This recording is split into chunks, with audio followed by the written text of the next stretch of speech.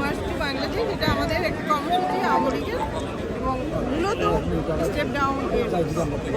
আমরা এই মুহূর্তে স্টেপ ডাউন চাই এবং সে পদত্যাগ করে বাংলাদেশে একটি সুষ্ঠু স্বাভাবিক পরিবেশ তৈরি করবার জন্য, রাজনৈতিক পরিবেশ তৈরি করবার জন্য ওই পরিবেশটা তিনি করে দেন। কি কারণে স্টেপ ডাউন যাচ্ছেন? তিনি দেশ চালাতে পারছেন না। আপনার কি দেখে মনে হচ্ছে যে দেশ চালাতে পারছেন না? যে মব ক্রেসি চলছে, দেশে যে অপশাসন চলছে, যে বাংলাদেশে দাঁড়িয়ে তিনি রাজনীতি করছেন, সেই বাংলাদেশকে তিনি রিসেট বাটন দিয়ে তিনি বলেছিলেন, ঠিক একইভাবে তিনি পুশ করে বলেছেন যে এটা ডিলিট করে দিব। 1971 ছেলেরা দিয়েছে, এখন তিনি করছেন সেই কাজগুলো।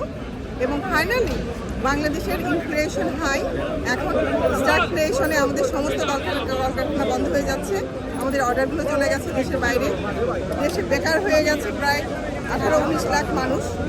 এভাবে দেশ চলতে পারে। তিনি যদি দেশ শাসন করতে পারতেন তাহলে আমি আওয়ামী লীগের লিডার হয়ে তাকে বলতাম আপনি থাকেন 5 বছর। তিনি একজন নোবেল লরিয়েট, তার সামনে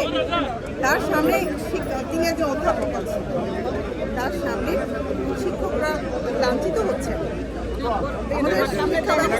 হয়ে গেছে, ইলেকশন হয়েছে, সেখানে কারচুপির মাধ্যমে জামাত শিবিরকে সেখানে পাশ করে ডাকসুর ইলেকশনে সহযোগিতা করেছে।